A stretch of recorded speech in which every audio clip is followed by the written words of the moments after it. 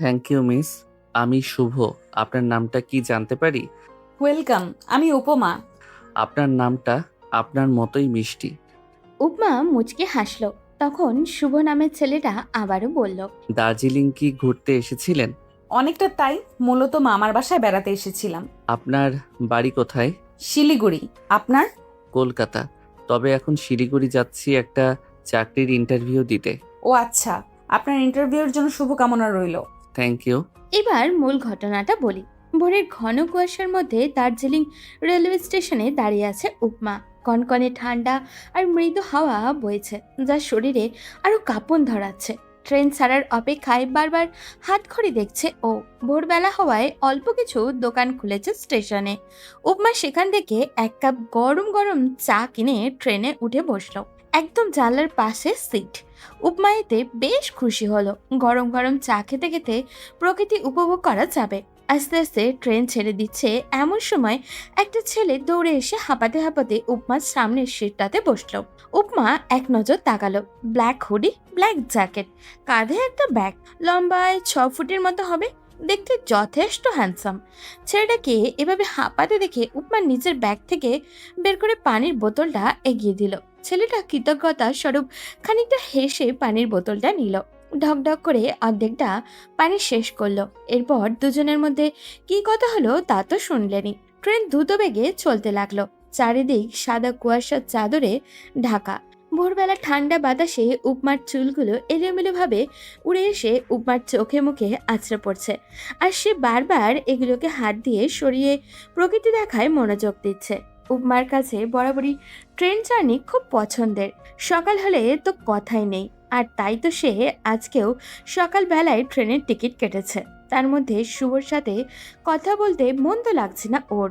শুভ ফের বলল, কিসে পড়েন আপনি? Honours first year. এমন আরো নানান টুকটাক কথা বলতে লাগলো দুজনে। আস্তে আস্তে সূর্য উদয় হতে লাগলো।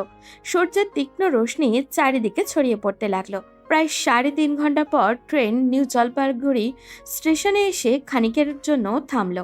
শুভ বলল, খিদে পেয়েছে নিশ্চয়ই, খাবেন কিছু? তা তো লেগেছেই। সকালে তো আর কিছু খাওয়া হয়নি। আপনার যদি আপত্তি না থাকে তাহলে আমার সাথে ব্রেকফাস্ট করে নিতে পারেন। আমি সচরাচর তেমন কারোর সাথে কথা বলি না, অপরিচিত তো আরো আগেই না। কিন্তু আপনার সাথে যেহেতু কথা বলেছি তাহলে এতে আপত্তি থাকার কোনো কারণই নেই। চলুন যাওয়া যাক। আমরা দুজন স্টেশনের পাশে থাকা একটা ছোটখাটো রেস্টুরেন্ট থেকে ব্রেকফাস্ট সেরে আবারও ট্রেনে উঠে বসলো। উপমা একটা বই নিয়ে ওটা পড়ায় মনোযোগ দিল। ট্রেন জার্নিতে উপমার বই পড়ার অভ্যেস পুরনো।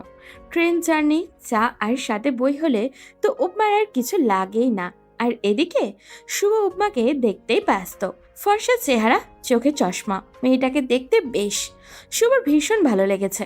কখনো কোনো মেয়েকে এতটা ভালো লেগেছে বলে ওর মনে হয়নি।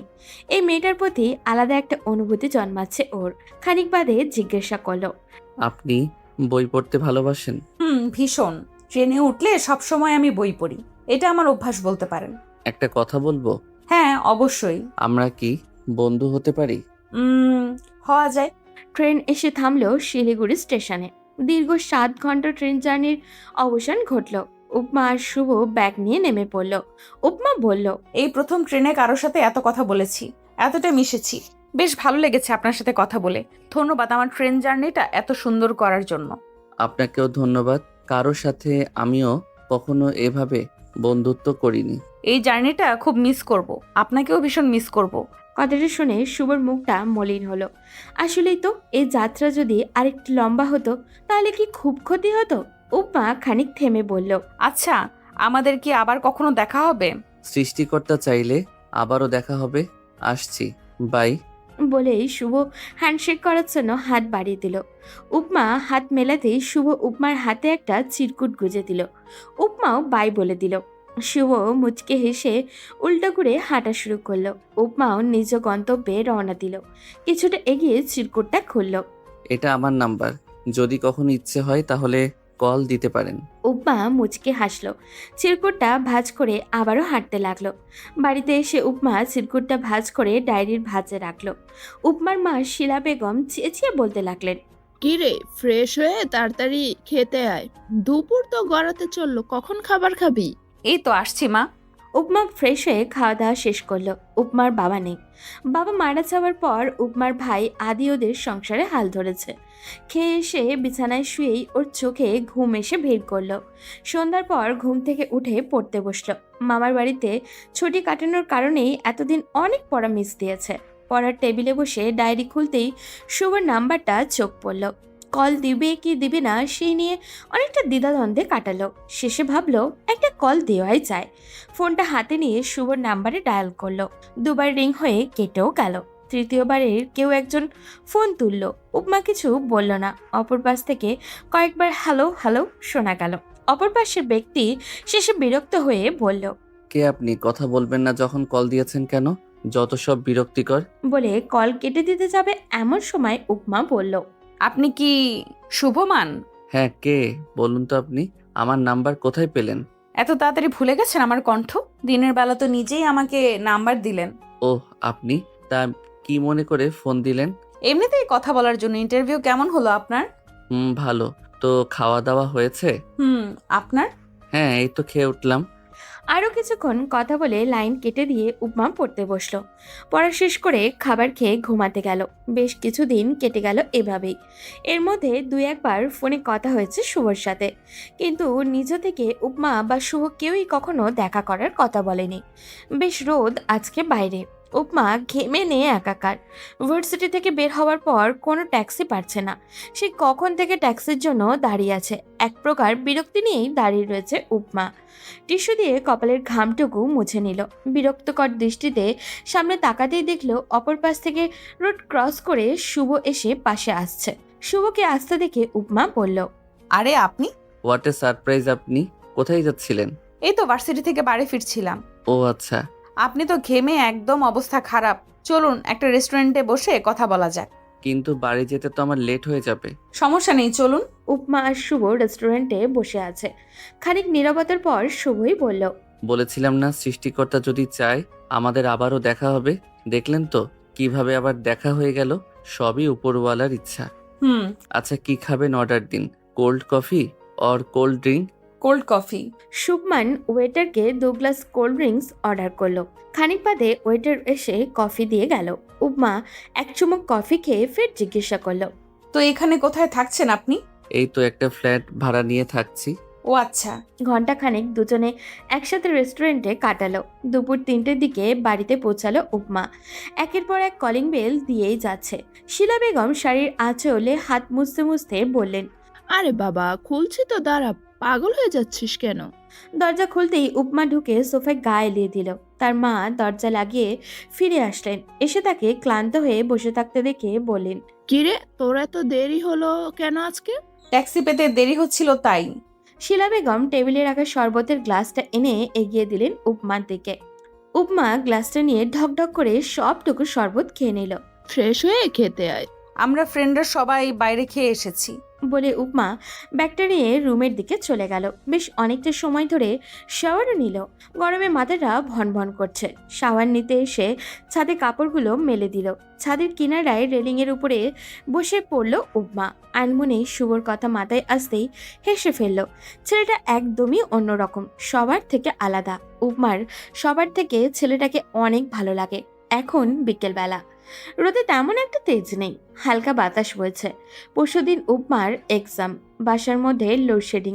এই কারণে উপমা বই নিয়ে ছাদে চলে গেছে। এখানে যাও একটু বাতাস আছে। ফোনটা পাশে রেখে উপমা বই পড়ায় মনোযোগ দিল। গত 2 মাস উপমা আর শুভর একটা ভালো বন্ধুত্ব হয়ে গেছে। কয়েকবার দেখাও করেছিল। এর মধ্যে ফোন বেজে উঠল। উপমা ফোন হাতে নিয়ে দেখলো শুভর ফোন।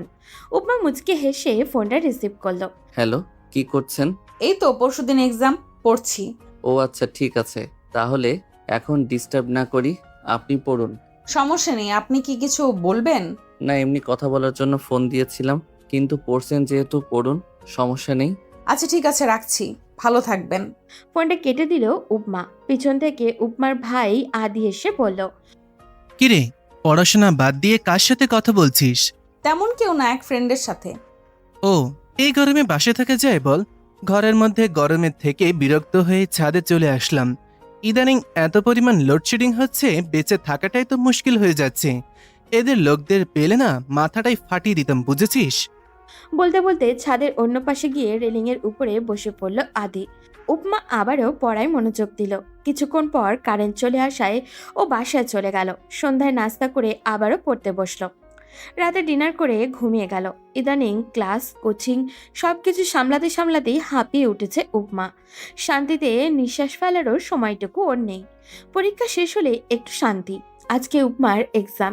সকাল থেকে তড়িঘড়ি করে রেডি হয়ে এক্সাম হলে চলে গেল। এক্সাম শেষ হলো দুপুরে। এক্সাম দিয়ে বেরোতে বেরোতে বৃষ্টি নামলো। বৃষ্টির কারণে গাড়িও পাওয়া যাচ্ছে না। এদিকে বৃষ্টির মধ্যে ভিজে ভিজে অতটা পথ হেঁটে যাওয়া সম্ভব নয়। রাস্তার পাশের একটা দোকানের ছাউনির নিচে এসে দাঁড়ালো বৃষ্টি থামার অপেক্ষায়। ফোনটাও আনেনি যে আদিকে কল দিবে। দোকানদার কিছুটা সামনেই কিছু বকাটে ছেলে কথা বলছে, আবার বারবার উপমার দিকে বাজেভাবে তাকাচ্ছে। রাস্তায় মানুষ তেমন একটা নেই। উপমার ভয় লাগছে, এখানে আর দাঁড়ানো ঠিক হবে না। তাই বৃষ্টির মধ্যেই হাঁটা শুরু করলো সে। পিছন পিছন ছেলেগুলো আসতে লাগলো। উপমার ভয় আরো বাড়ছে, তাই হাঁটার গতি আরো বাড়িয়ে দিল। ছেলেগুলো এবার জোরে জোরে হাঁটছে আর উপমার উদ্দেশ্য বাজে বাজে কথাও বলছে। উপমা না পেয়ে উপমা এবার দৌড়াতে লাগলো। পিছন পিছন ছেলেগুলোও দৌড়াচ্ছে। দৌড়াতে দৌড়াতে একটা সময় পা পিছলে পড়ে যেতে লাগলো উপমা। এমন সময় কোনো এক শক্তপোক্ত হাত তাকে কোমর জড়িয়ে ধরে নিল। উপমা বেশ ভয় পেয়ে গেল। ভয়ের চোখ বন্ধ করে ফেললো। ছেলেটা একদম উপমাকে বুকের সাথে জড়িয়ে রেখেছে। আর ইউ ওকে উপমা? ছেলের কণ্ঠস্বর কর্ণকুহরে পৌঁছাতেই ধীরে ধীরে চোখ খুলল উপমা। তাকে এখনো জড়িয়ে ধরে আছে শুভ। উপমার ভয়টা কাটাতেই উপমা শুভর হাতের দিকে তাকালো। ব্যাপারটা বুঝতে পেরে শুভ ছেড়ে দিল আর বলল, এভাবে বৃষ্টির মধ্যে একা একা হেঁটে আসছিলেন কেন? আরেকটু হলেই তো এই ছেলেগুলো। বলেই একটা দীর্ঘশ্বাস ফেলল শুভ। এরপর খানিক থেমে বলল, কখনো এমন বৃষ্টির মধ্যে নির্জন রাস্তায় হাঁটবেন না।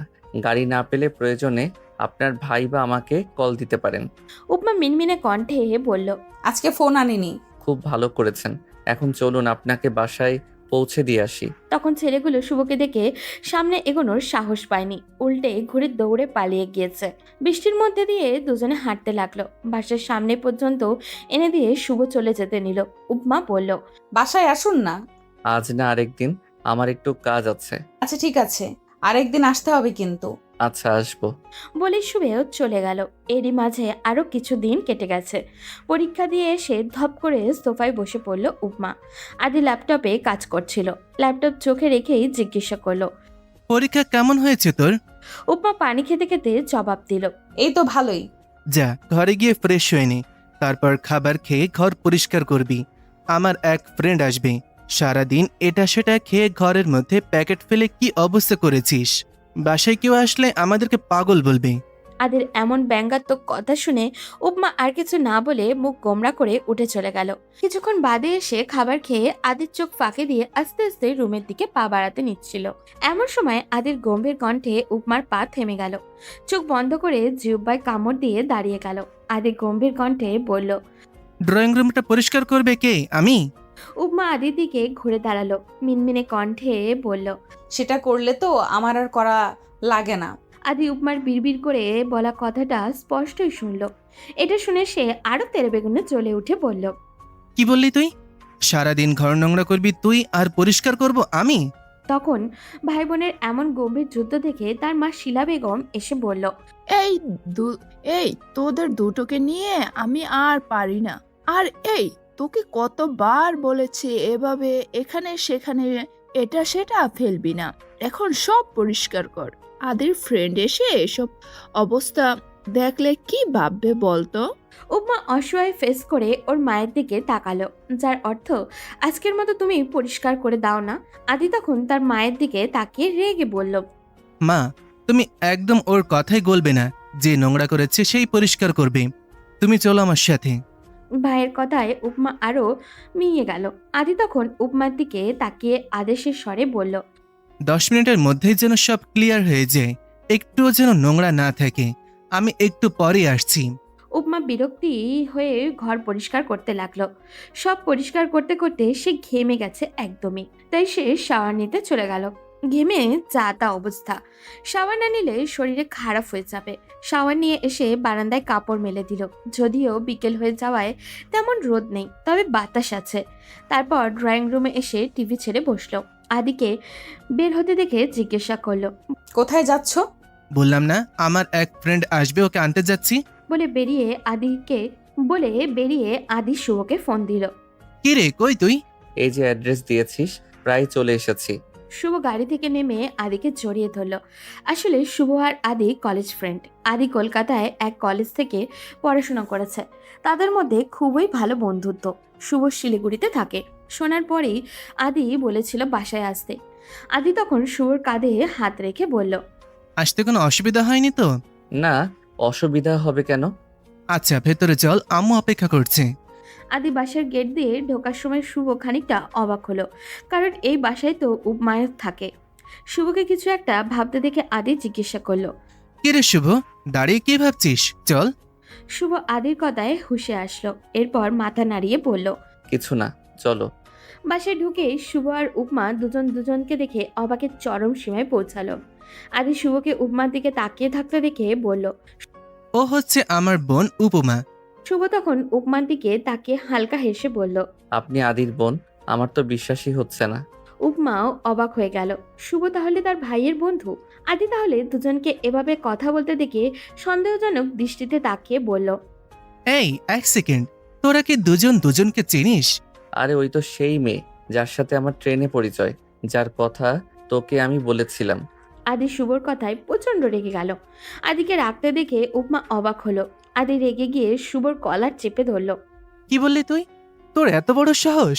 তুই এতদিন ধরে আমার বোনকে ভালোবাসার কথা আমাকেই বলছিস? যা, এখনই বেরিয়ে যা, এখনই বেরিয়ে যা এখান থেকে। বেরিয়ে যা বলছি, তোকে কিছুতেই আমি আর সহ্য করতে পারছি না। উপমার তো সব মাথার ওপর দিয়ে যাচ্ছে, কিছুই বুঝে উঠতে পারছে না। শুভ তাহলে ওকে ভালোবাসে, কিন্তু ওকে তো কখনো বলেনি। আদের এমন ব্যবহারে তীব্র লজ্জায় পড়ল শুভ। সে আর কিছু না বলে উপমার দিকে একবার তাকিয়ে চলে গেল। এত চিৎকার শুনে শিলা বেগম বেরিয়ে এলেন। এসে আদির দিকে তাকিয়ে বললেন। কি হয়েছে তো চেঁচামেচি কিসের? মায়ের কথায় আদি উপমার দিকে একবার তাকালো। উপমা ভয় কাচুমাচু হয়ে গেছে। আদি চিৎকার করে বলে উঠল। তোমার মেয়েকেও সামলাও। ট্রেনে, রাস্তায় যার খুশি তার সাথে কথা বলবে, যার সাথে খুশি তার সাথে বন্ধুত্ব করবে, এমন শিক্ষা তো ওকে আমরা দেইনি। উপমার মা ভীষণ অবাক হলেন। তিনি কখনোই উপমার ব্যাপারে এমন কথা কোথাও শোনেননি। তাহলে আজ হঠাৎ কি এমন হলো? ওদিকে আদি তখন উপমার কাছে এসে বলল। একটা কথা তোকে বলে রাখি, কখনো শুভর সাথে যোগাযোগ রাখবি না, আর কোনোদিন কোনো ছেলের সাথে কথা বলবি না। কথাটা যেন মনে থাকে, না হলে আমি তোর কি করব নিজেও জানি না। বলে আদি রেগে হনহনিয়ে চলে গেল। ওদিকে রুমে গিয়ে দরজা লক করে দিল উপমা। ওর মা পিছন পিছন ডাকতে ডাকতে এসে দেখেন মেয়ে ঘরে দরজা বন্ধ করে দিয়েছে। বেশ কয়েকবার ডাকার পরও উপমা দরজা খুলল না। আদির আজকের ব্যবহারটা উপমা কিছুতেই বুঝতে পারছে না। নিজের বন্ধুর সাথে কেউ এমন ব্যবহার করে? আর শুভ যে ওকে ভালোবাসে সেটা তো কখনো বলেইনি, বা ওর কথাবার্তাও তেমন বুঝেনি উপমা। শুভ নামের ছেলেটার প্রতি তো তারও ফিলিংস আছে, আলাদা এক অনুভূতি যা কারোর প্রতি কখনো কাজ করেনি। কিন্তু শুভ যে তাকে ভালোবাসে সেটা মনে হতেই খানিকটা লজ্জা লাগলো উপমার। পর মুহূর্তেই নিজের ভাইয়ের করা ব্যবহারের জন্য ক্ষমা চাইতে হবে ভেবে শুভর নাম্বারে ডায়াল করলো। কয়েকবার রিং হতেই কেটে গেল। শেষবার কল রিসিভ হলো। উপমা ভীষণ উত্তেজনা নিয়ে বলল। Hello hello Shubman, hello. অনেকক্ষণ নীরবতা। ওপাশ থেকে কেউ কোনো কথা বলছে না। উপমার ভয় হলো, কিন্তু তাকে থেমে গেলে চলবে না। সে জানে শুভই কলটা ধরেছে, তাই আবারও বলল। কথা বলবেন না আমার সাথে? ভাইয়ের ব্যবহারের জন্য আমি আপনার কাছে ক্ষমা চাইছি। সরি, ভাইয়ার ব্যবহারের জন্য আমি খুবই দুঃখিত। প্লিজ ভাইয়ার কথায় রাগ করে আমার সাথে কথা বলা বন্ধ করবেন না। ওপাশ থেকে শুভর চেহারায় কি পরিবর্তন হয়েছে তা দেখার সামর্থ্য উপমার নেই, তবে সে অনুভব করতে পারছে কিছুটা। খানিক থেমে থমথমে গলায় শুভ বলল। আদি ভুল কিছু বলেনি, তার জন্য আপনি ক্ষমা চাইছেন কেন? যে কোনো ভাই রেগে যেত এই পরিস্থিতিতে। আপনি যে আমায় ভালোবাসেন আমাকে তো কখনো বলেননি। ভেবেছিলাম কিছুদিনের মধ্যেই জানাবো। এখানে আসার পর ট্রেন থেকে শুরু করে আপনার সাথে ঘটে যাওয়া সমস্ত ঘটনাই বলেছিলাম আদিকে, শুধু আপনার নামটাই বলা হয়নি। আদি এই ব্যাপারে অনেক সাপোর্ট করেছিল আমায়, কিন্তু ও যে এভাবে রিয়্যাক্ট করবে সেটা আমি ভাবতেও পারিনি। ভাইয়া এসব প্রেম ভালোবাসার ব্যাপারে খুবই স্ট্রিক্ট। এসব কখনোই সাপোর্ট করে না। কখনো কোনো ছেলের সাথে বন্ধুত্ব তো দূরে থাক, কথা বলতে অবধি আমায় দেয়নি। কয়েক বছর আগে একটা মেয়ের সাথে ভাইয়ার রিলেশন ছিল। মেয়েটা ভাইয়াকে ঠকিয়ে অন্য একটা ছেলেকে বিয়ে করেছে। তারপর থেকেই ভাইয়া এমন হয়ে গেছে। আচ্ছা, বুঝলাম। উপমা, আপনাকে একটা কথা বলতে চাই। বলুন। এমন সময় জোরে জোরে আদি দরজা ধাক্কাচ্ছে আর ডাকছে। উপমা তাড়াহুড়ো করে আদিকে বলল। ভাইয়া ডাকছে, আমি আপনার সাথে পরে কথা বলছি, বাই। বলে উপমা কল কেটে দিল। ওদিকে শুভ ফোনের দিকে তাকিয়ে একটা দীর্ঘশ্বাস ফেলল। আদি দরজা ধাক্কাতে ধাক্কাতে বলল। কিরে, এতক্ষণ ধরে দরজা ধাক্কাচ্ছি, দরজা খুলছিস না কেন? উপমা দরজা খুলতে খুলতে বলল। ঘুমিয়ে পড়েছিলাম। 9টা বাজতে চললো, ডিনার করবি চল। উপমা কিছু না বলে ডিনার করতে চলে গেল। ডিনার শেষে রুমে এসে ভালো করে দরজা বন্ধ করে ফোন নিয়ে বারান্দায় চলে গেল উপমা। রিং হতেই শুভ রিসিভ করলো। উপমা ধীর কণ্ঠে বলল। ওই সময় কি বলতে চেয়েছিলেন এবার বলতে পারেন। বলবো, আগে বলুন। আপনি এত আস্তে আস্তে কথা বলছেন যে? পাশে কি কেউ আছে? পাশে কেউ থাকলে তো ফোনে দিতে পারতাম না। ভাইয়া আপনার সাথে কথা বলতে নিষেধ করেছে, আর ভাইয়া পাশের রুমে আছে, তাই এভাবে কথা বলছি। তো আদির নিষেধের পরেও আমার সাথে কথা বলছেন যে? আদি দেখলে তো আপনাকেই বকবে। ভাইয়া দেখবে না। যাই হোক, নিষেধ তো করেছে। নিষেধ করলে কি হবে? ভাইয়ার সব কথা শুনতে তো আমি বাধ্য নই, কারণ আমি আপনাকে। বলেই উপমা থেমে গেল। এক এক নাগাড়ে বলতে বলতে ওর খেয়ালই নেই কি বলছে। তখন শুভ বলল। কি হলো, থেমে গেলেন কেন? আপনি আমাকে কি? উপমা ভীষণ লজ্জায় পড়ে গেল। কি বলবে সে, খানিকটা থেমে বলল। কিছু না। উপমার কথা বলার ধরন শুনে শুভ নিঃশব্দে হাসল। মেয়েটার এই আচরণগুলোই শুভকে আরো আকৃষ্ট করে। শুভ দম নিয়ে বলল। কিছু তো একটা বলতেই নিচ্ছিলেন, কি বলুন তো? বললাম তো কিছু না। আচ্ছা, আপনি কি আমাকে ভালোবাসেন? শুভর কথা শুনে উপমার গান গরম হয়ে গেল। ছেলে কি সব বুঝেও তাকে লজ্জায় ফেলতে চাইছে? বেশ কিছুক্ষণ সব চুপচাপ। শুভ মৃদু হেসে বলল। জানি বাসেন, নয়তো ভাইয়ের নিষেধ সত্ত্বেও লুকিয়ে লুকিয়ে আমায় ফোন করতেন না, আদির হয়ে আমায় সরি বলতেন না। কি ঠিক বলছি তো? বেশ কিছুক্ষণ চুপচাপ থাকার পর উপমা ছোট্ট করে জবাব দিল। তাহলে তখন কিছু না বললেন কেন? উপমা এবারেও চুপ। কিছুক্ষণ পর আবারও বলল। আমি ঘুমাবো, আমার ঘুম পাচ্ছে। শুভ বুঝতে পারল উপমা লজ্জা পাচ্ছে, তাই আর কথা বাড়ালো না। ওকে, গুড নাইট। উপমা কিছু না বলে ফোন কেটে দিল। বেশ কিছুক্ষণ কেটে গেল। শুভ আর উপমার সম্পর্ক ভালোই চলছে, তবে সেদিনের পর আর দেখা হয়নি ওদের। ইনফ্যাক্ট দেখা করার কোনো সুযোগও নেই, কারণ এখন প্রতিদিনই আদি উপমাকে ভার্সিটি নিয়ে যায়, আবারও নিয়ে আসে। ওদের দেখা করার কোনো সুযোগ নেই। ড্রয়িং রুমে বসে শুভর সাথে মেসেজে কথা বলছিল উপমা। হঠাৎই ওর মায়ের ডাকে ফোনটা সোফায় রেখেই চলে যায়। এরই মাঝে আদি ড্রয়িং রুমে এসে বসে। এমন সময় উপমার ফোনে মেসেজ টোন বাজে। আদি হাতে নিয়ে দেখে শুভ্রর মেসেজ। সাথে সাথে আদির মেজাজটা তুঙ্গে উঠে গেল। চিৎকার করে উপমাকে ডাকলো। উপমা দৌড়ে আসতেই ওর গালে পরপর 2টা চড় মারলো। রাগী গলায় বলল। তোকে কতবার বারণ করেছিলাম যে শুভর সাথে কথা বলবি না, আমার কথা না শুনে উল্টো ওর সাথে প্রেম করছিস। উপমা গালে হাত দিয়ে ফুপিয়ে ফুপিয়ে কাঁদতে লাগলো। আদি এটা দেখে আরো রেগে গেল। চিৎকার করে বলল। আজ থেকে তোর ফোন চালানো নিষেধ, তোর ফোন আমার কাছেই থাকলো, আর কখনো তুই ফোন পাবি না। বলেই ফোনটা নিয়ে চলে গেল আদি। উপমা সোফায় বসে বসে কান্না করতে লাগলো। এবার কি হবে? শুভর সাথে কি কথা বলবে কি করে? কখনোই কি আর শুভর সাথে কথা হবে না? বেশ অনেক দিন কেটে গেছে, শুভ উপমার কোনো যোগাযোগ হয়নি এর মধ্যে, আর না দেখা হয়েছে। বেশ কিছুদিন যাবৎ উপমার ভার্সিটি যাওয়াও বন্ধ। আদির কড়া নিষেধ, ও যেন এর বাড়ির বাইরে পা না রাখে। এদিকে শুভ উপমার চিন্তায় পাগল হয়ে যাচ্ছে। শুভর কাছে উপমার একজন বান্ধবীর নাম্বার ছিল।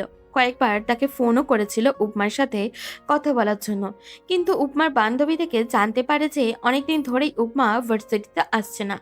উপমার বিয়ে হয়ে যায়নি তো? এমন নানান রকম চিন্তায় সে ঘিরে ধরেছে শুভকে। সকালবেলা আদি বসে বসে ল্যাপটপে কাজ করছে। উপমা আস্তে আস্তে আদির পাশে এসে বসলো। উপমাকে হাঁসফাঁস করতে দেখে আদি বলল। কিরে, কিছু বলবি? উপমা মাথা নাড়ালো। আদি দাদিকে কিছুটা নরম স্বরে বলল। কি বলবি বল। ভাইয়া অনেকদিন তো হয়ে গেল, পড়াশোনা সব বন্ধ, ক্লাসও মিস হচ্ছে। আজকে ভার্সিটিতে যাই প্লিজ। আদি ল্যাপটপ বন্ধ করে উঠে দাঁড়ালো। না বলতে উদ্যত হতেই শিলা বেগম এসে বললেন। উপমা তো ঠিকই বলেছে, অনেকদিন পড়াশোনা সব মিস হচ্ছে, আজকে যাক না। মা, তুমিও বলছো? দরকার হলে তুই সাথে করে নিয়ে যা, আবার তুই নিয়ে আসিস। মায়ের কথায় আদি কিছুক্ষণ নীরব থেকে গম্ভীর কণ্ঠে বলল। ঠিক আছে, রেডি হয়ে নেই। উপমা ঠোঁটে হাসি ফুটে উঠল। অনেকদিন ওর বাইরে যাওয়া হয় না। প্রকৃতির আলো বাতাস থেকে দূরে, মনটাও খারাপ হয়ে আছে। এদিকে প্রায় 15-20 দিন হতে চললো শুভর সাথে কোনো যোগাযোগ নেই।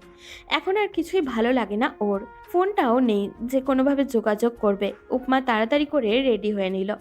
আদি উপমাকে বাইকে করে ভার্সিটির সামনে নামিয়ে পড়ল। আমি তোকে নিয়ে যাব, ভার্সিটিতেই থাকিস। উপমা মাথা নাড়িয়ে ভিতরে চলে গেল। ও ক্লাসে আসতেই ওর বান্ধবী মিনা বলল, কি রে, কোথায় ছিলি এতদিন? তোর কোনো খোঁজ খবর নেই, ফোনও ধরছিস না। এদিকে তোর খবর জানতে শুভ ভাইয়া কতবার আমায় ফোন দিয়েছে জানিস তুই? ছেলেটা তোর জন্য পাগল পাগল হয়ে গেছে, একটুখানি কথা বলার জন্য, একটুখানি দেখা করার জন্য। আর তুই সবকিছু বন্ধ করে বাড়িতে বসে আছিস। উপমা এবার মিনাকে জড়িয়ে ধরে কেঁদে দিল। এতদিনের সমস্ত কথা মিনাকে খুলে বলল। সব শুনে মিনা উপমাকে সান্ত্বনা দিয়ে বলল। দেখি সবকিছু ঠিক হয়ে যাবে। এরই মধ্যে ক্লাস টিচার চলে আসলো।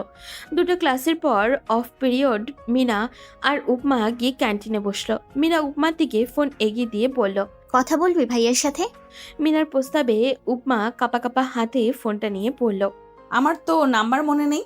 আমার ফোনে সেভ করা আছে, কন্ট্যাক্ট লিস্টে গিয়ে দেখ, পাবি। উপমা কন্ট্যাক্ট লিস্টটা থেকে শুভর নাম্বারটা বের করে ডায়াল করলো। দুবার রিং হতে হতেই কেটে গেল। উপমা আবারও কল দিতে যাবে এমন সময় শুভ নিজেই কল ব্যাক করলো। রিসিভ হতেই শুভর কণ্ঠ শোনা গেল। হ্যালো মিনা, উপমার কোনো খবর পেয়েছো?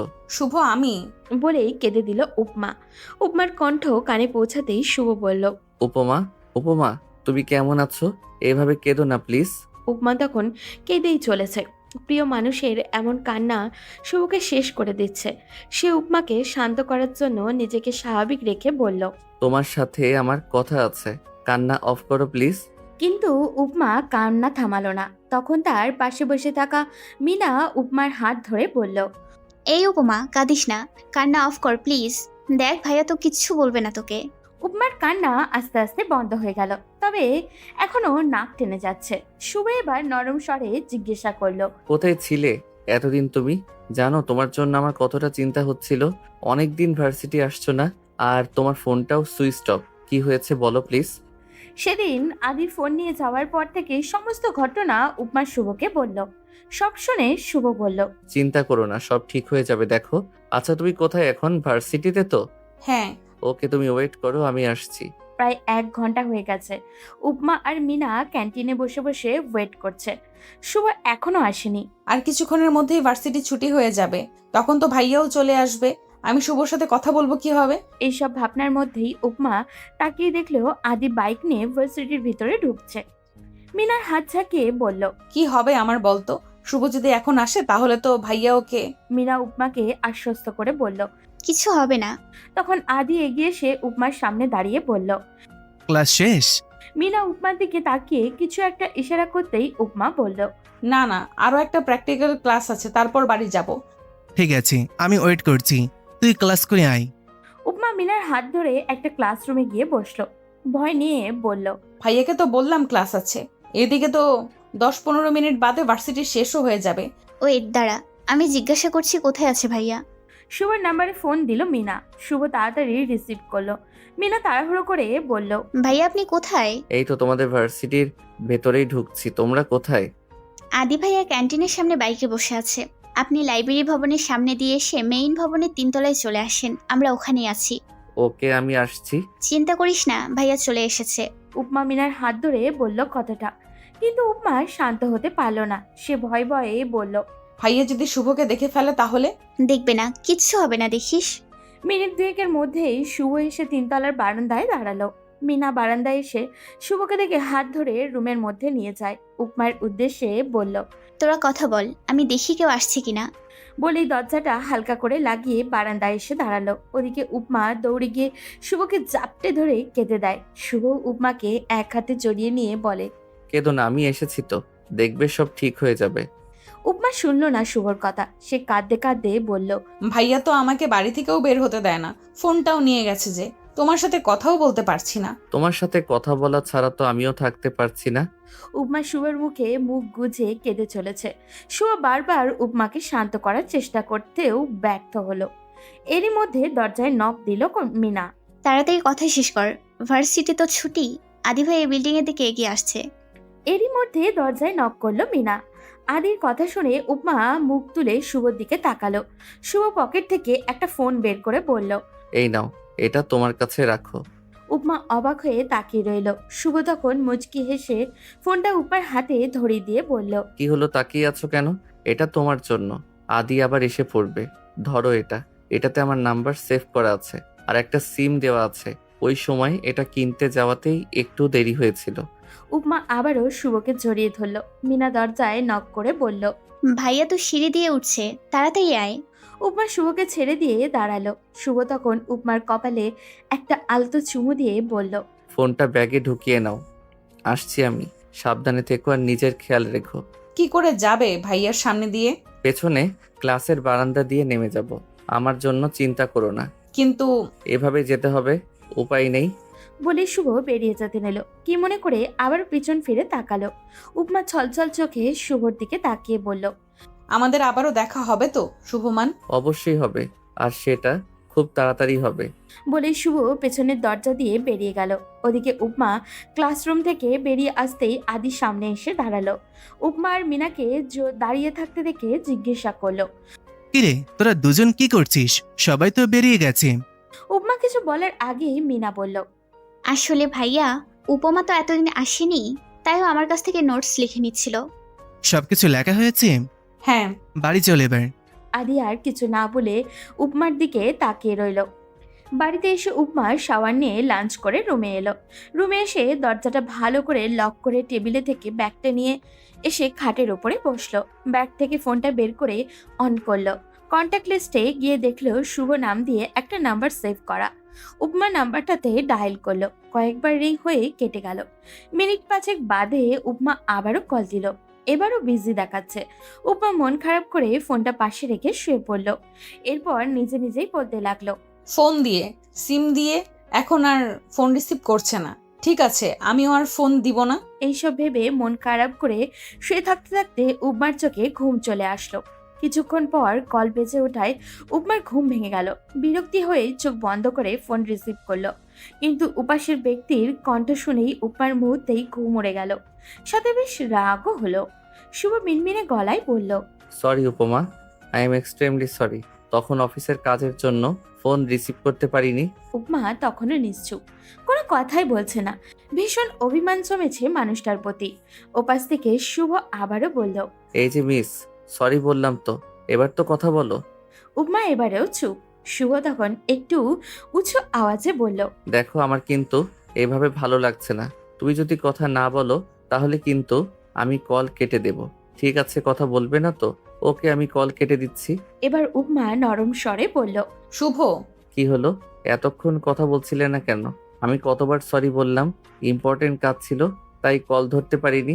তোমার উপর অনেক রাগ হচ্ছিল তাই। ওকে বাবা, সরি। আর কখনো এমন হবে না। তুমি জানো এমনিতেই তোমার সাথে এতদিন কথা না বলতে পেরে আমার কি অবস্থা, কতটা কষ্ট হচ্ছিল তোমাকে না দেখে থাকতে। শুভর কথায় উপমার এবার কেঁদেই দিল। শুভ এবার অবাক হয়ে বলল। এই কি হলো, কাঁদছো কেন? উপমা নাক টেনে টেনে বলল। আমারও তো একই অবস্থা। ভাইয়া যদি আমাদের মেনে নেয় তাহলে কি হবে? আমি তোমাকে ছাড়া থাকতে পারবো না। প্লিজ ভাইয়াকে মানিয়ে নাও না। কিছুদিন যেতে দাও, দেখবে আদি ঠিকই মেনে নিবে। যদি না মানে? ভাইয়া তো তোমার নাম শুনলেই মানবে, ঠিকই মেনে নিবে। শুভর কথায় উপমা ভরসা পেল। আরো কিছুক্ষণ কথা বলার পর উপমা ফোন রেখে ঘুমিয়ে পড়ল। সন্ধ্যায় মায়ের ডাকে ঘুম ভাঙল ওর। কিরে, ওঠ এবার। পড়বি না আজকে? উঠছি। উপমা উঠে ফ্রেশ হয়ে এসে পড়তে বসলো। উপমার মা শিলা বেগম উপমার পাশে বসে বলল। তোর মামাতো ভাই আবির নিজে তোকে পছন্দ করেছে। তোর মামা মামিরও ইচ্ছে, তাদের ঘরের বউ করবে তোকে। কালই তোর বিয়ে। আদি সব কথা বলে রেখেছে। কি বলছো কি তুমি? ভাইয়া আমার বিয়ে ঠিক করে ফেললো, তোমরা একটাবারও আমায় জানালে না? আবির তো আমাদেরই আত্মীয়ই, তাই। আর তাছাড়া তুই ভালো ছেলেও, তাছাড়া খুব ভালো ছেলেও। তোর মামা মামিও অনেক করে বলল, এজন্য আর না করতে পারলাম না। আর আবির 3-4 দিন পরেই জার্মানি চলে যাবে, তাই আর দেরি করতে চায় না বিয়েটা নিয়ে। এই কারণেই এত তাড়াতাড়ি সব ঠিক করা। কিন্তু আমি অরুণ ভাইকে বিয়ে করতে পারবো না। কেন পারবি না? তুমি তো সবকিছু জানো মা, তারপরও এমন করছো কেন? আমি শুভমানকে এই শুভর নাম আর মুখেও আনবি না। দরজা দিয়ে ঢুকতে ঢুকতে আদি বলল কথাটা। উপমার আজ আর ভয় হলো না। সে আদির সামনে দাঁড়িয়ে বলল, ভাইয়া আমি ওকে ভালোবাসি, ওকে ছাড়া কাউকে বিয়ে করব না। এইসব ভালোবাসা ভুলে যা। সম্ভব না। এখন সব আবেগের বশে বলছিস, কিন্তু সত্যিকার অর্থে ভালোবেসে কেউ কাউকে পায় না, দিন শেষে ঠকে যায়। তোর ভালোর জন্যই বলছি। আর হ্যাঁ, একটা কথা মাথায় ঢুকিয়ে রাখ, তোর বিয়ে আবিরের সাথেই আমি ঠিক করেছি, আর ওর সাথেই তোর বিয়ে হবে। কিন্তু ভাইয়া। কোনো কিন্তু না, আমার ডিসিশনই ফাইনাল। বলে আদি চলে গেল। উপমা অসহায় চোখে মায়ের দিকে তাকালো। তার মা চুপচাপ বসে আছে। উপমা তখন তার মায়ের কাছে গিয়ে বলল, মা, ও মা, তুমি ভাইয়াকে বোঝাও না, আমি শুভকে ছাড়া থাকতে পারবো না। তোর ভাইকে বলে লাভ নেই। ওই মেয়েটা তোর ভাইয়ের সাথে প্রতারণার পর থেকে তোর ভাই এমন হয়ে গেছে, ভালোবাসা শব্দটাই এখন ঘৃণা করে, এসবের প্রতি বিশ্বাসই উঠে গেছে। কিন্তু শুভ তো আমাকে সত্যিই ভালোবাসে, ও কখনো আমায় ঠকাবে না। শুভকে ভুলে যা, আমার কিছু করার নেই। তোর মামা মামিকে আমি কথা দিয়ে ফেলেছি। বলেই শিলা বেগম উঠে চলে গেলেন। শিলা বেগম চলে যেতেই উপমা ঘরের দরজাটা লাগিয়ে ফোন নিয়ে এসে ব্যালকনিতে চলে যায়। শুভকে কয়েকবার ফোনও করে, কিন্তু ফোন সুইচ অফ। উপমার মাথা কাজ করা বন্ধ করে দিয়েছে। সে পাগলের মতো ঘরে আসে। তারপর টেবিল থেকে ডায়েরিটা নিয়ে এসে মিনার নাম্বার বের করে। মিনাকে কল করে। মিনা ফোন ধরতেই উপমা তাড়াহুড়ো করে বলল, হ্যালো মিনা, আমি উপমা। হ্যাঁ বল। এই, এটা কার নাম্বার? আমারই। ভাইয়া অরুণ ভাইয়ার সাথে আমার বিয়ে ঠিক করেছে। আমি বিয়ে করব না, মাকেও কতবার বলেছি ভাইয়াকে বোঝানোর জন্য, কিন্তু মাও বলছে শুভকে ভুলে যেতে। আমি কি করব কিছু বুঝতে পারছি না। শুভ ভাইয়াকে জানিয়েছিস? ওর ফোনে ট্রাই করেছিলাম, পাইনি, সুইচ অফ। আবার ট্রাই কর, আমি দেখছি কি করা যায়। তুই চিন্তা করিস না, রাখছি। উপমা ফোন রেখে বিছানায় উপর হয়ে শুয়ে পড়ল। কি হবে, কি করবে সে? শুভকে ছাড়া তো থাকা অসম্ভব। তার ভাইয়া যদি সত্যি সত্যি আবিরের সঙ্গে তার বিয়ে দিয়ে দেয়, কি হবে? কি করে থাকবে সে শুভকে ছাড়া? বেশ কিছুক্ষণ পর শুভ কল দেয়। উপমা তাড়াহুড়ো করে ফোন রিসিভ করতেই শুভ বলল, হ্যালো, সরি উপমা, আমার ফোনে চার্জ ছিল না, তাই রিসিভ করতে পারিনি। একটু আগে মিনাও আমায় ফোন দিয়েছিল, ও বলেছে আমায় সবটা। ভাইয়া আমার বিয়ে ঠিক করেছে, কালকেই আমার বিয়ে। আমার মামা মামিকে কথাও দিয়ে ফেলেছে। আমি বিয়ে করব না শুভ, আমি তোমাকে ছাড়া থাকতে পারবো না। তুমি চিন্তা করো না, কিছু হবে না। আমি তোমাকে কারো হতে দিব না, আমার উপর ভরসা রাখো। বলেই ফোন কেটে দিল শুভ। প্রায় রাত 1টা বাজে। উপমা চিন্তা করতে করতে একসময় ঘুমিয়েই গিয়েছিল, কিন্তু মিনিট 5 আগেই শুভর ফোনে ঘুম ভেঙে গেছে। শুভ ফোন দিয়ে বলছিল, ঘুমিয়ে পড়েছিলে নাকি? সরি ঘুম ভাঙানোর জন্য। না, সমস্যা নেই। শোনো উপমা, আমি তোমার বাসার নিচে দাঁড়িয়ে আছি। তোমার রুমের জানালাটা খুলে একটু জানালার কাছে আসো। তুমি এত রাতে? আগে আসো, তারপর বলছি। উপমা তাড়াতাড়ি করে জানলার কাছে গিয়ে দেখলো শুভ গেটের বাইরে দাঁড়িয়ে আছে। সে তাড়াতাড়ি আবারও শুভকে ফোন করে বলল, হ্যালো, এত রাতে তুমি? সেসব পরে বলছি, তুমি একটা কাজ করো, তাড়াতাড়ি তোমার ফোন আর ব্যাগটা নিয়ে চলে এসো। কিন্তু কি করে আসবো? মা আর ভাইয়া দেখবে তো? কেউ দেখবে না, আস্তে ধীরে আসো, সাবধানে। ওকে, আসছি। এরপর উপমা জামাটা পাল্টে চুল আঁচড়ে এর মধ্যেই আবারও শুভর ফোনে ফোন করলো। হলো, তুমি কোথায়? এই তো আসছি। তাড়াতাড়ি এসো, কেউ দেখে ফেললে আবার সমস্যা। তারপর ফোন আর ব্যাগ নিয়ে উপমার রুমের দরজা খুলল। ড্রয়িং রুম পুরো অন্ধকার। উপমা নিজের রুমের লাইট অফ করে দিয়ে পা টিপে টিপে মেইন দরজার কাছে গেল। আস্তে করে দরজা খুলে বেরিয়ে এলো। ফোনে ফ্ল্যাশ অন করতেই সিঁড়ি দিয়ে নিচে নেমে এলো।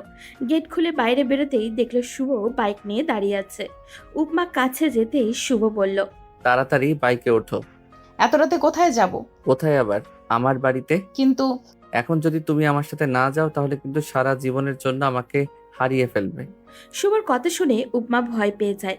উপমার দিকে এক দৃষ্টিতে তাকিয়ে আছে শুভ। উপমা শুভকে জড়িয়ে ধরে বলল, আমি তোমাকে হারাতে চাই না, হারাতে পারবো না, কিন্তু আমার ভাই আমাকে না পেলে তো। তুমি আমার সাথে চলো, কিছু হবে না, দেখো। উপমা তখন চুপ করে দাঁড়িয়েছিল। তার ভীষণ ভয় হচ্ছে। শুভ তখন উপমার হাত ধরে বলল, আমাকে বিশ্বাস করো তো তুমি? নিজের থেকেও বেশি। তাহলে চলো, আমার সাথে ভরসা রাখো, আমার উপর কিচ্ছু হবে না। শুভ বাইকে উঠে বসলো। উপমা শুভর পেছনে উঠে বসলো। ফুল স্পিডে বাইক চলছে। আকাশে মেঘ ডাকছে, সাথে সাথে বাতাসও বইছে, তাই উপমার কিছুটা শীত লাগছে। খানিক বাদেই কেঁপে কেঁপে উঠছে। বাইক চালাতে চালাতেই শুভ বলল। উপমা, কোনো সমস্যা হচ্ছে তোমার? উপমা কাঁপতে কাঁপতেই জবাব দিল। না, আসলে একটু ঠান্ডা লাগছে তাই। আরেকটু অপেক্ষা করো, আমরা কিছুক্ষণের মধ্যেই পৌঁছে যাব।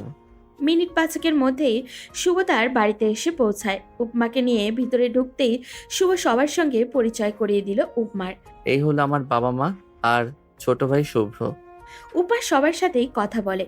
যে বিষয়টা উপমা সবচেয়ে বেশি অবাক হয়েছে সেটা হলো এত রাতে বিয়ের সব অ্যারেঞ্জ করে ফেলেছে শুভ। উপমা অবাক হয়ে জিজ্ঞাসা করলো। এইসব কি শুভ? আমি এখনই তোমাকে বিয়ে করতে চাই, তোমার কোনো আপত্তি আছে? বিয়ে এইভাবে? এটা ছাড়া আমার কাছে আর কোনো উপায় নেই। আদিকে বললে তো বুঝবে না, উল্টো ঝামেলা করবে। তাই ভাবলাম বিয়ে করি, তোমাকে নিয়ে ওই বাড়িতে যাব। উপমা আর কিছু বলল না। শুভর মা উপমার কাছে এসে মাথায় হাত বুলিয়ে দিয়ে বলল। ভিতরে এসো মা, আমার সাথে এসো। বলে উপমাকে একটা রুমে নিয়ে গেলেন। উপমাকে একটা গোলাপি কালারের শাড়ি পরিয়ে আর হালকা কিছু গহনা পরিয়ে নিয়ে এসে শুভর পাশে বসিয়ে দিলেন। এরই মধ্যে শুভ শার্ট চেঞ্জ করে পাঞ্জাবি পরেছে। উপমার খানিকটা লজ্জা লাগছে। এখানকার সব মানুষজন ও পরিবেশ সবাই নতুন। আপাতত আজকে দুজনের রেজিস্ট্রি ম্যারেজ হবে।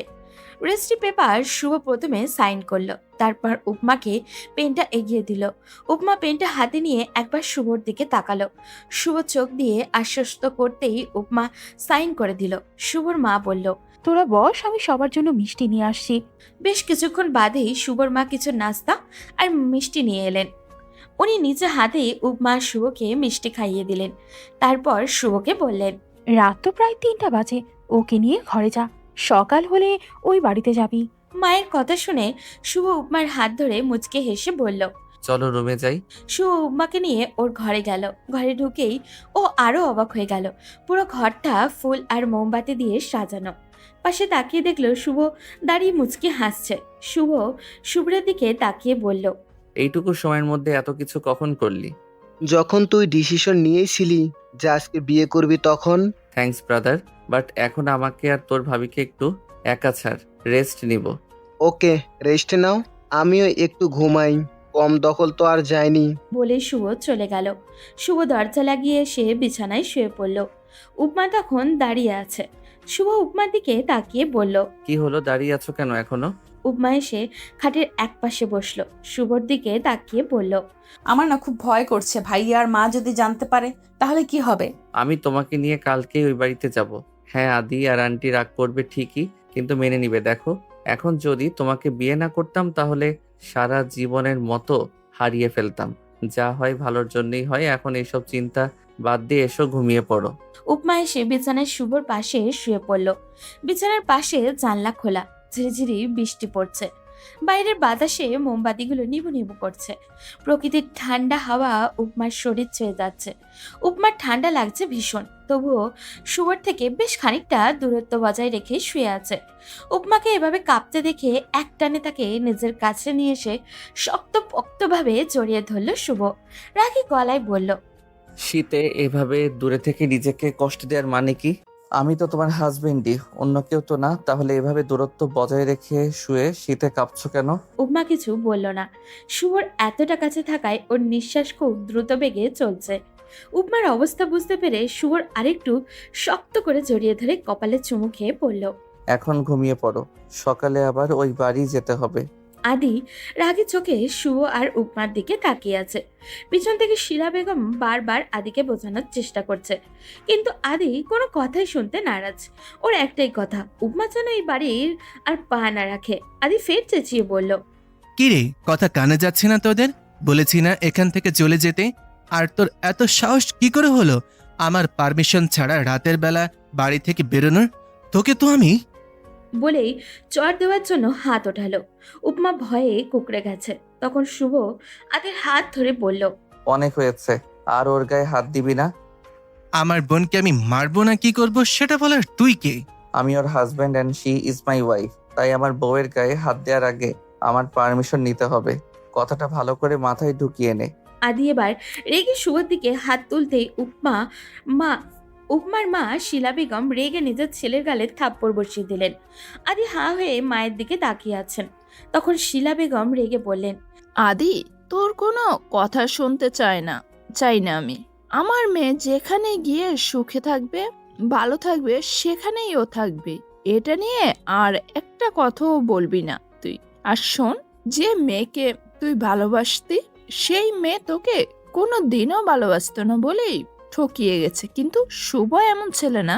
আর ওর সাথে তো তোর 1-2 দিনের বন্ধুত্ব না, 8-8টা বছরের বন্ধুত্ব। সেই কলকাতা থেকেই তুই ওকে চিনিস। তাহলে তোর এত ভালো বন্ধুকে তুই এভাবে অবিশ্বাস করবি?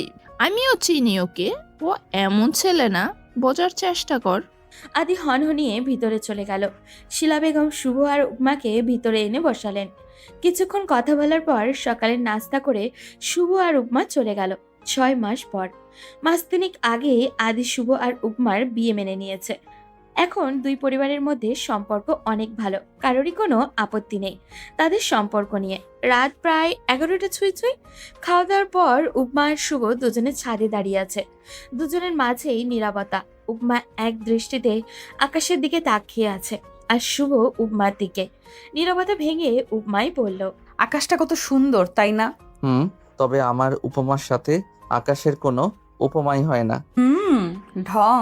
সত্যি বলছি, তুমি আমার কাছে পৃথিবীর সবচেয়ে সুন্দরী রমণী, যে আমাকে প্রতিটা মুহূর্তে পাগল করো। উপমা এবার এগিয়ে এসে শুভর গলা জড়িয়ে ধরল।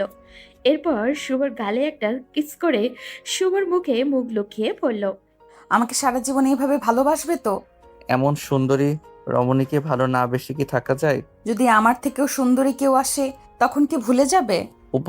উপমা শুধু উপমাই বুঝলেন মহারানী, তার জায়গা কেউ কখনোই দখল করতে পারবে না। বলে শুভ হেসে এক হাতে জড়িয়ে নেয় উপমাকে। উপমাও শুভর বুকে মাথা রেখে উপভোগ করতে থাকে তারা ভরা রজনীর সৌন্দর্য। তাদের ভালোবাসা চলতে থাকুক এভাবেই।